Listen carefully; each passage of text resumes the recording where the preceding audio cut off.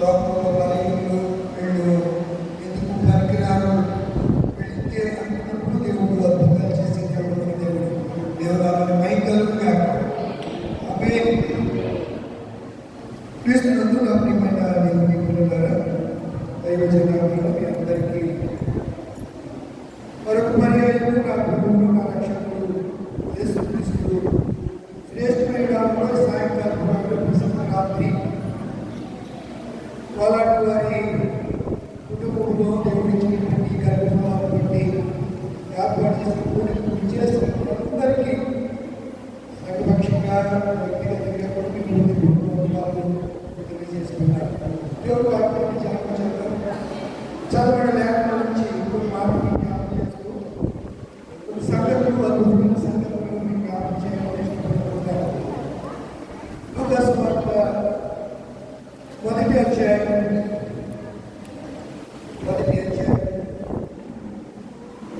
8వ వచనం నుంచి మనం చదువుకున్నాం. 8వ వచనం నుంచి జకరియా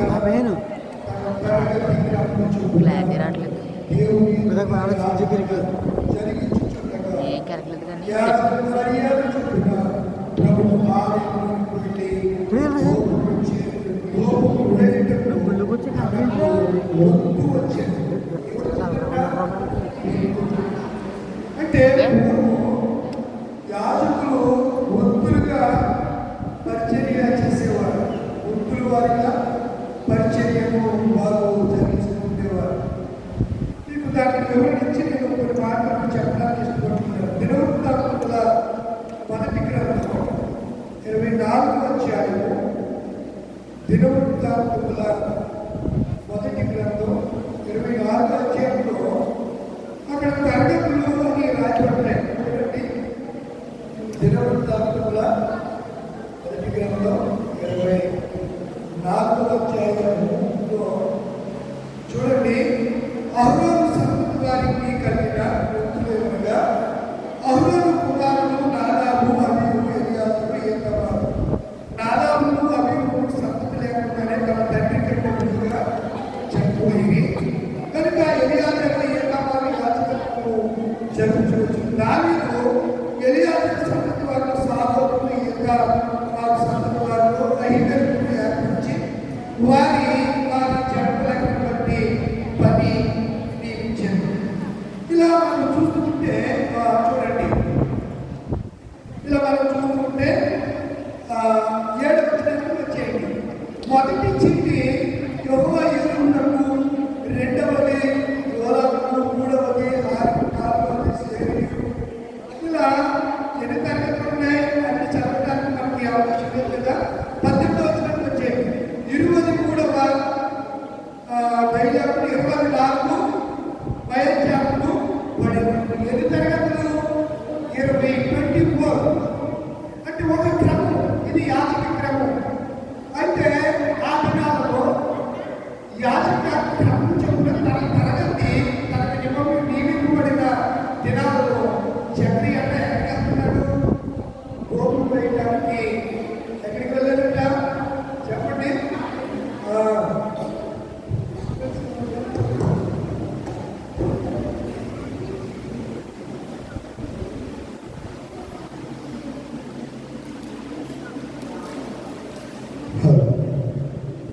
దూకు వేయడానికి ఎక్కడికి వెళ్ళాడు? దేవాలయానికి వెళ్ళాడు. దూకు వేస్తున్నాడు. దూపం అంటే ప్రార్థన. దూపం అంటే ప్రార్థన. దాని మీనింగ్ అది.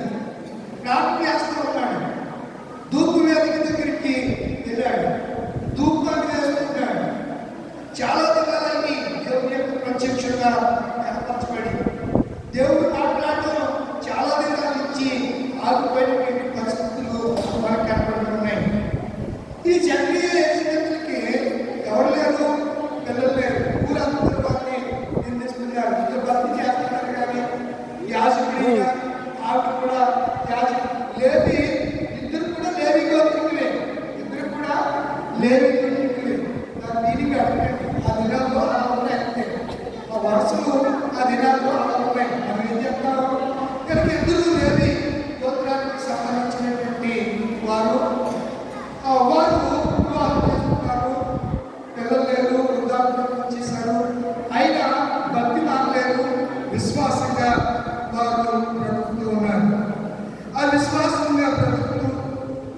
దేవుని యందు వారు ఎలా ఉన్నారంటే నువ్వు కూడా చూడండి. 5వ వచనం, యూదా దేశం రాజుని ఏదో దినములో అబియా తరగతిన జక్రియాను ఒక యాజకుడు, అతని భార్య అహరోను కుమార్తెలలో ఒకటి, ఆమె పేరు ఎలిజబెతు. ఇద్దరు కూడా ఏ గోత్రానికి చెందినవాళ్ళు? లేవి గోత్రానికి. అహరోను అనగానే లేవి గోత్రం, ఆయన లేవి గోత్రికుడే. ఈమె కూడా ఇద్దరు వివాహం చేసుకున్నారు. వీరిద్దరు ప్రభు యొక్క సకలమైన ఆజ్ఞల చొప్పున, న్యాయముల చొప్పున నిరపరాధులుగా నడుచుకునొచ్చు దేవుని దృష్టికి నీతిమంతులే. వారు దేవుని దృష్టికి ఎలా ఉన్నవారు? కానీ ప్రజల దృష్టికి వారు ఎవరు? నీచంగా వారందరూ తృణీకరిస్తున్నారు. అందరూ ఎలిజబెత్ ఏమంటారు? గొడ్రాలు అని పిలుస్తున్నారు. బయటికి వెళ్తే ఆ గొడ్డుమొత్తానికి ఏం తెలుసు అంటున్నారు. ఈ గొడ్డుమొత్తాడా, వీడు ప్రార్థన చేస్తాడా అన్నట్టుగా ఆ దినాల్లో సూటి పోటీ మాటలతో జక్రియా ఎలిజబెత్ని ఆనాటి ప్రజలు నిందించడం ప్రారంభించారు. ఎందులో వేయాలంటే మనుషులు ఇచ్చిన వాళ్ళు మరొకరు కదా. మనుషులు అలాంటి దినాల్లో ఎంతో దూరంలో అతడు తన ప్రార్థన మాట్లేదు, భక్తిని విడిచిపెట్టలేదు. ఇద్దరు కూడా దేవుని యొక్క భయభక్తులు కలిగి ఉంటున్న దినాల్లో ఒకరు దినము ఏం జరిగిందంటే తనకు తరగతి వచ్చింది. తనకి నియమింపబడిన రోజులు వచ్చాయి. అందుకనే ఏఎల్సీలో ఒక క్రమం ఉంటుంది. ఒక క్రమం, ఆ క్రమం చెప్పుడే పాస్కారానికి మన మధ్యకి రావాలి. అంతే క్రమం అయిపోయాక కళ్ళు కాయలు అంటాడు. నేనే 10 సంవత్సరాల్లో ఎక్కడంటే కుదరదు. ఏఎల్సీలో కుదరదు, ఎక్కడైనా కుదురుతుంది. కానీ ఈ సంస్థలో లేకపోతే మన ఏఎల్సీలో ఆ పరిస్థితి లేదు. కనుక మీరు ఆలోచించారు. తన తరగతి క్రమం చొప్పున చక్రి వెళ్ళి కోపం వేసుకుంటే ఏం జరిగిందంట? ఏం జరిగింది? ప్రభువు దూత 12వ వచనానికి 11వ వచనం, ప్రభువు దూత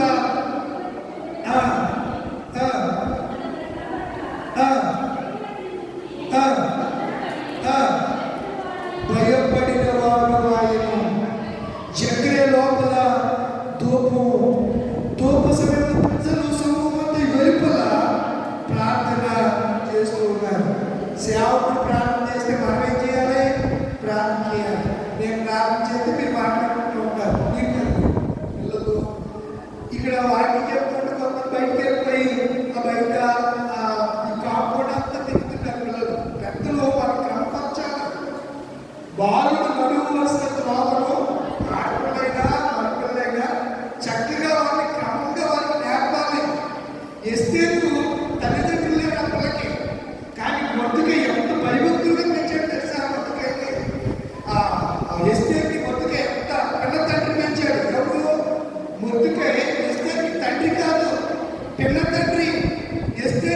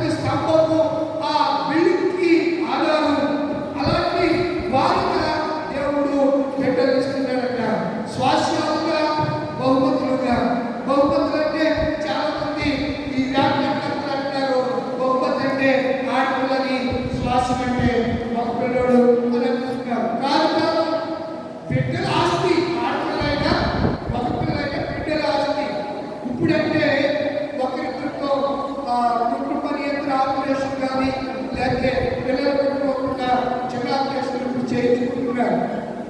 పూర్వం లేదు. పూర్వం పిల్లల్ని శక్తి కలిగిన చేప పిల్లల్ని కంటున్నారు. ఎప్పటికప్పుడు కంటున్నారు. ఆడుకుని ఒక్కొక్క వీళ్ళు ఎంత కొట్టేవాళ్ళు కొట్టే దేశాలు వెళ్తారు కదా. ఒక్కొక్కడి ఇంట్లో 10 మంది 20 మంది పిల్లలు ఉంటారు.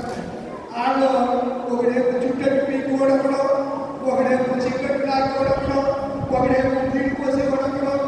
వాళ్ళు చాలా ఆ పిల్లలు ఆ బిహేవియర్ ఆ పరివారం పట్ల చాలా దారుణంగా ఉంటుందంటే కొంతమంది పిల్లల్లో వెళ్ళొచ్చిన సహోదరులు చెప్పినట్టు మాటలు నాకు తెలియదు కదా, నేను లేదు కదా, నేను చూడలేదు కదా, వెళ్ళి వచ్చిన వారు అక్కడ కొన్నిసార్లు ఇళ్లలో పనికి వెళ్ళినటువంటి వారి పరిస్థితులు అలా ఉంటాయి. సరైనటువంటి పెంపకం పిల్లల్ని చిన్ననాటి నుంచే చక్కగా పెంచారు. ఎలిజబెత్ చక్రియాలు తమ కుమారుడిని అలా పెంచగలిగారు. ఎస్తేరుని తన పెళ్లితండ్రిని బొద్దుకై అలా పెంచగలిగారు. యాకోబు దీనాన్ని అలా పెంచగలిగారు. యాకోబు దీనాన్ని అలా పెంచలేకపోయారు.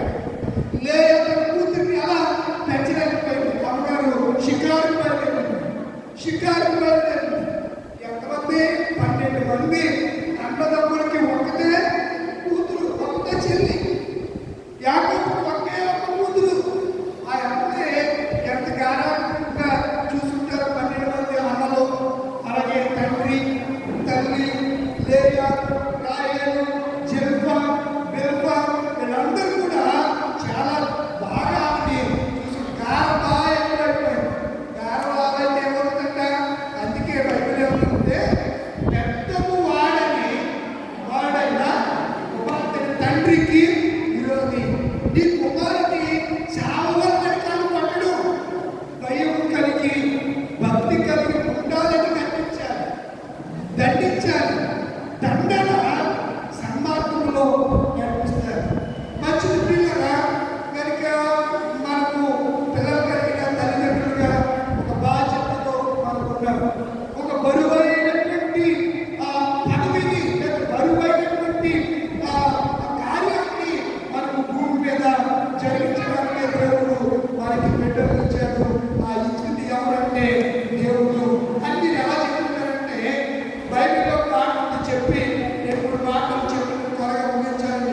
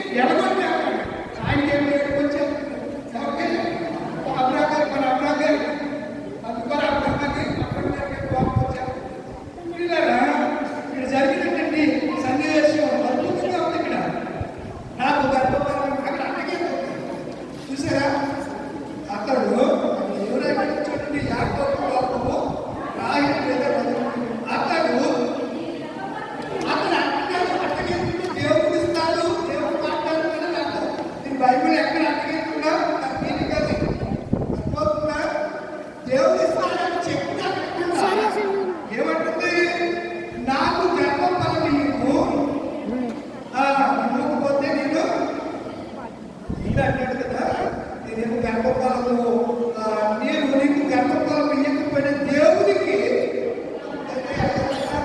మట్టి కొరకి అప్పుడు కూడా వెళ్ళగల నేనేమన్నా గర్భఫలం ఇవ్వడానికి గర్భఫలం నా ఒక కాదమ్మా, నీ కోసం 7 సంవత్సరాల కదా 14 సంవత్సరాలు నీ నాన్నకి గట్టి జాతికి గొడ్డి జాతికి చేశాను, నా జీవితాన్ని 7 వాళ్ళు మార్చేశాడు. గొర్రెలు దిగ్గలు అంటే దేవుడు ఆ గొర్రెలు కాదు, మళ్ళీ ఆ గొర్రెలు అన్నాడు. ఒకప్పుడు సాగి ఇంకోసారి సాగి కాదని ఇలా రకరకాల ఇబ్బంది పెట్టి త్యాగం చేశాను.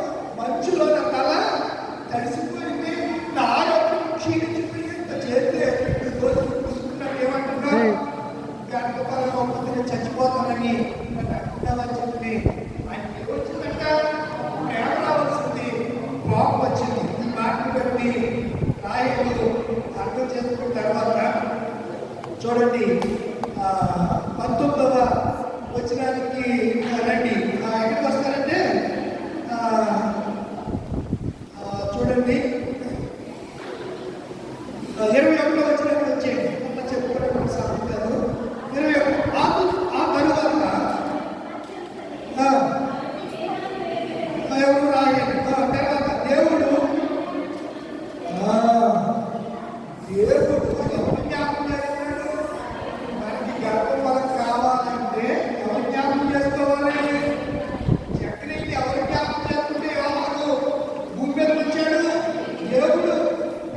ఆడు ముద్దులంటే ఆమె స్త్రీ దానికి పిలిచిపోయింది. మూడవ దశ దాటిపోయి వృద్ధాప్యం చేసింది. స్త్రీ గర్భానికి పిలిచిపోయింది. అలాంటి పరిస్థితుల్లో దేవుడు ఎందుకు జ్ఞాపకం పరిస్థితి ఆమె బైబిల్లో చెప్పి రాశారు. ఆమె స్త్రీ గర్భము నిలిచిపోయాను. లేయ కూడా నిలిచిపోయింది. ఒకసారి నిలిచిపోతే అలా పెద్దకొడుకు కళ్ళు తెచ్చుకుంటే ఉంటే తిన్న తర్వాత అట్లా ఆమె స్త్రీ గర్భం మళ్ళీ కలుపుకుంటే మరలా నలుగురు పిల్లలు. ఎంతమంది పిల్లలు కంటే దేవుడికి అసాధ్యం అంటే ఏది లేదండి. దేవుడు ఇందాక 6th సాక్ష్యం చెప్పారు. దేవుడు జ్ఞాపకం చేసుకుంటే, దేవుడు కనుదృష్టి మన మీద ఉంటే, ఎప్పుడు ఏ సమయంలో ఎవరిని ఇవ్వాలో, మగ పిల్లలు ఇవ్వాలంటే మగ పిల్లవాడిని, ఆడపిల్లలు ఇవ్వాలంటే ఎవరిస్తే సౌఖ్యంలో కూర్చున్నా వృద్ధాపంలో ఏ బిడ్డల ద్వారా నువ్వు ఆదరింపబడతావో నువ్వు బాగోవు ఎవరు చూస్తారు వారికి నీకు ఇస్తాడు దేవుడు. చాలా మంది భక్తులు కావాలని మా కోసం గొడవ చేసి దేవుడిని దెబ్బలాడి అలా ఉంటారు. తీరా భక్తులు వచ్చిన తర్వాత ఆడు ఏం చేస్తాడు? మెడపెట్టుకుని బయటికి వెళ్ళారు. వాళ్ళు ఏం చేస్తుంది? ఎప్పుడంటే ఎత్తిపోయారా కొట్టుకోవాలి. అప్పుడు ఇంకోటి మాకు ఆడుకోవట్లేదు, మాకు వాడలు అసలు పట్టించుకోవట్లేదు, మాకు వాడలు అసలు చూడట్లేదు అని చెప్పి కొడుకు గురించి వాడు గురించి ఊరోరా ఇంట్లో చెప్పే బయట చెప్పే అది చెప్పి దేవుడు నీ ఇష్టం కాదు. ప్రభు కూడా అంటాడు, తండ్రి నిన్నే నా ఇష్టం కాదు చెప్తూ అంటే దేవుడు ఎవరిని ఇవ్వటమో దేవుడు చెప్పిన ఎప్పుడైనా సరే మనము దేవుడు అడిగేది నీ చిత్తం అయితే ఫలానా నాకు అనుగ్రహించు. నీ చిత్తం దేవుడు చిత్తం అయిపోయింది అది తప్పనిసరిగా దేవుడు నీకు అనుగ్రహిస్తాడు. దేవుడు మనకి స్తోత్రం కలుగునుగా. హల్లెలూయా. కనుక నా ప్రియమైన దేవుని పిల్లారా, అప్పుడంటే దేవుడు ఏం చేశాడు? జ్ఞాపకం చేసుకుంటాడు. అప్పుడు ఆమె గర్భము అంటే అప్పటి వరకు ఆమె గర్భం ఏమైంది? ముడిపడింది. ఎప్పుడైతే దేవుడు జ్ఞాపకం చేస్తున్నాడో అప్పుడు ఆమె గర్భము తెరవబడి బెన్యామీను కుటుంబంలో నుంచి వచ్చాడు. మొదటి రాజు సౌలు, బెన్యామీను గోత్రీకుడు సౌలు, కీషు కుమారుడు సౌలు, ఇశ్రాయేలుని పరిపాలించడానికి రాహేలు చిన్న కొడుకైన 12వ కొడుకైన బెన్యామీను గోత్రాన్ని దేవుడు ఏర్పాటు చేసుకున్నాడు. 11వ కుమారుడైన యాకోబు 11వ కుమారుడు అయినటువంటి యోసేపు ఐగుప్తు దేశానికి చక్రవర్తి అయ్యాడు. దక్కినప్పుడు మన దేవుడు పిల్లలారా ఐగుప్తు దేశానికి రాజు అయ్యాడు. కనుక దేవుడు బిడ్డల్ని దేవుడు తెచ్చినాడు గర్భఫలంలో ఉంచు అదే చెప్పాడు. ఎవరు ఎవరితో రావుగా రాహేలుతో చెప్పాడు. చెప్పిన ప్రకారంగా ఆమె ఏం చేసింది? ప్రార్థన చేసింది. ప్రార్థన చేస్తే దేవుడు ఏం చేశాడు? జ్ఞాపకం చేసుకున్నాడు. గర్భాన్ని తెరిచాడు. బిడ్డలు అనుగ్రహించాడు. గర్భఫలము యెహోవా ఇచ్చు రెండు మాటలు. ఇప్పుడు లూకా సువార్తలోకి వచ్చారు. చదవబడిన లేఖనాలలో నుంచి ఒక రెండు మాటలు చెప్పి పుస్తకం సరిపోతుంది. లూకా సువార్త ఎన్ని తరగతిలో చెప్పాము? 24వ తరగతికి చెందినవాడి జకరియా. అతడు ప్రార్థన చేస్తూ ఉండగా, ధూపం వేస్తూ ఉండగా ప్రభువుతో అతనికి ప్రత్యక్షమై చెప్పినటువంటి మాటలు జ్ఞాపకం చేస్తున్నాడు. చూడండి, జకరియా అడిగేది చూడండి. జకరియా భయపడకు. ఎవరు విన్నారంట నీ ప్రార్థన? నేను విన్నాను. ఆయన నీ ప్రార్థన వినబడింది. ఎక్కడ? పరలోకంలో నా సన్నిధిలో నువ్వు ఉంటే నాకు నీ పరిస్థితి నాకు చెప్తున్నా, బిడ్డలు కావాలని ప్రార్థిస్తున్నా, భయభక్తి కలుగుతున్నా, నీ ప్రార్థన వినబడింది. నీ భార్య అయినా నీకు ఎవరు కట్టదే ఎందుకు ఇచ్చాడు కుమారుడిని? ఆలోచించాడు. అంటే ఇప్పుడు యేసుప్రభు వారు భూమి మీదకి రావాలన్నాడు. ఇప్పుడు యేసుప్రభు వారు రావాలని ప్రకటించడానికి ఎవరు కావాలి? యోగు కావాలి. అందుకని యోగు మనలోని దేవుడు ప్రణాళిక అంటే మనకు అర్థం కాదు. దేవుడు సంకల్పం మనం చాలా భూమి మనకు రైతులు మన పట్టుకొరికి అర్థం కాదు. చాలాసార్లు ఆపడం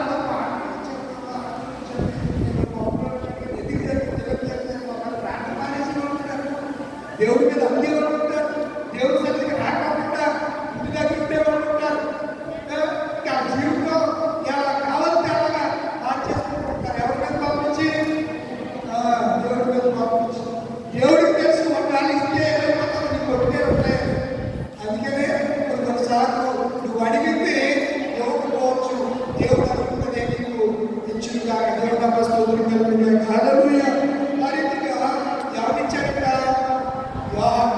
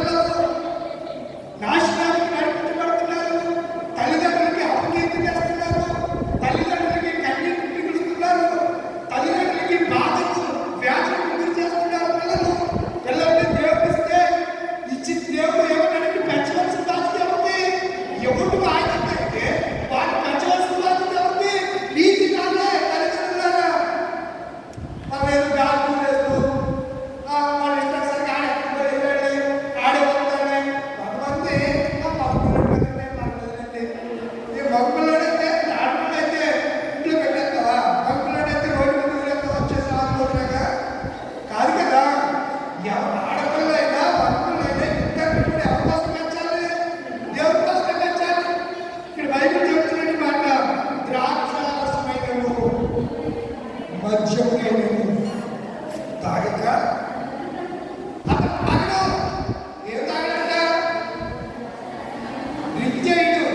మద్యం కానీ ద్రాక్షను తాగక తల్లి గర్భమున పుట్టిన మొదలుని పరిశుద్ధాత్మతో నిండుకొని వాడే ఇశ్రాయేలీయులు అనేకులు ప్రభువైన వారు దేవుని వైపుకు నీ బిడ్డల కోసం ప్రార్థన చేస్తే వాడు సంఘంలో సంఘ స్కూళ్ళలో యూత్లలో లేకపోతే ఒక సేవకుడిని గౌరవించడమనో సంఘంలో పరిచయం చేయడమనో తొడవడమనో సంఘ బాధ్యతలు బరువు పోసేవాడుగా ఉండి చూడండి అలా నాయకుడిగా మందులు ఎంతమంది అందరూ ఉండేది అలా నాయకుడుంటే అలా నాయకుడు కూతురంటే ఎంత చక్కగా పాడుతుందండి, ఎంత చక్కగా పాటలు పాడుతుందండి. పిల్లలు బట్టి తల్లిదండ్రులకు ఏమొస్తున్నప్పుడు ఘనత వస్తుంది. పిల్లల్ని దేవుడిచ్చిన పిల్లల్ని దేవుడి పనులు పెంచకపోతే వాళ్ళ గురించి పట్టించుకోకపోతే విద్యాబుద్ధులు నేర్చి సమాజంలో నడిపించకపోతే వాడు గొప్పవాడికి ఎలా తెచ్చుకుంటాడు? కనుక నా ప్రియమైన దేవుడి పిల్లరా, యోహాను గురించి అందరూ ప్రభు దృష్టికి మన పిల్లలందరూ మనందరం కూడా ప్రభు దృష్టికి గొప్పవాడు బట్టి మనం ఈరోజు ఆయన పాడుతున్నాడు. మానవుడా కారణ జన్ముడా నీ జన్మకు కారణముంది. మానవుడా కారణ జన్ముడా నీ జన్మకు కారణముంది. అర్థం తెలియని నీవు ఎంతంగా బ్రతుకవు. అర్థం తెలియని నీవు ఎంతంగా బ్రతుకవు. మనకి సౌమార్గం నీ పరమార్థం కలని నువ్వది కలగవని మానవుడా కారణ జన్ముడా నీ జన్మకు కారణముంది.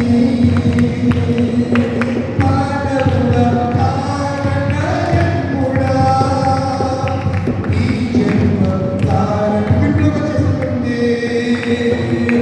పువ్వులెందుకు కామలెందుకు పువ్వులెందుకు కాలెందుకు పువ్వులెందుకు కామలెందుకు పువ్వులెందుకు కాలెందుకు ఉన్నవన్నీ నీ కోసమేనని నీవు దేవుని కోసమేనని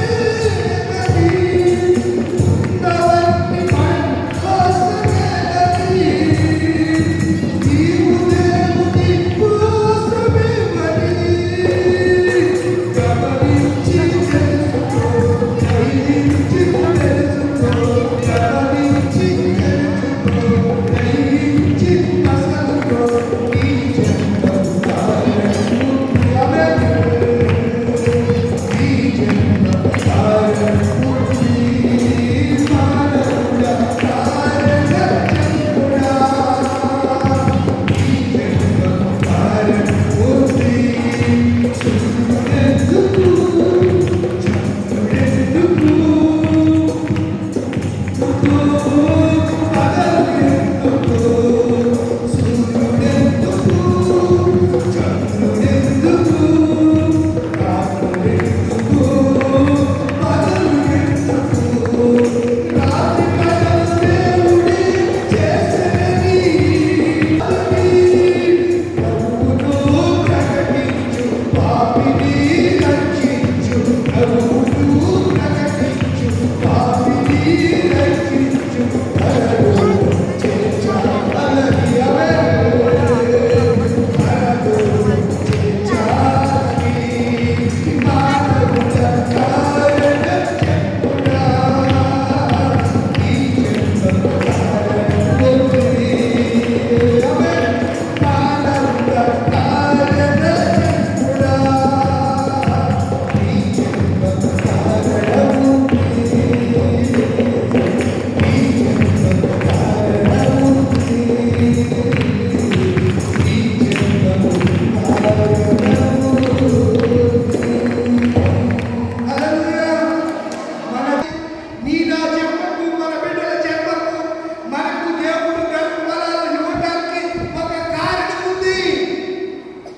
దేవుని పని చేయాలని, దేవుని కొరకు భయభక్తులుగా నీ బిడ్డలను పెంచాలని, నీవు నీ కుమారులకు, నీ కుమారుని యొక్క కుమారులకు ఇంటిలో ఉన్నప్పుడు, త్రావలో నడుచున్నప్పుడు, పండుకున్నప్పుడు, నిలుచున్నప్పుడు నీవు దేవుని గురించి సంతోషంగా చేస్తావా? పిల్లల్ని చాలా మంది ఎట్టినాలో పట్టించుకోవడం, కానీ యోహాను ప్రభు దృష్టికి గొప్పవాడి మంచిగా నేను ద్రాక్షారసం తాగక తన తల్లి గర్భం మంచి మాట్లాడతాను. నేను బిడ్డకుండా ఉండగానే చెప్పండి, తల్లి గర్భముగా చెప్పండి. యోహాను గురించి ప్రత్యేకన్నారు అంటారు, తల్లి గర్భముగా పుట్టినది ఎవరు రాబడి చదివింది సువార్త. అతడు తల్లి గర్భమున పుట్టినది మొదలుకొని ఒక ఆయన ఒక కవిత చెప్పాడు,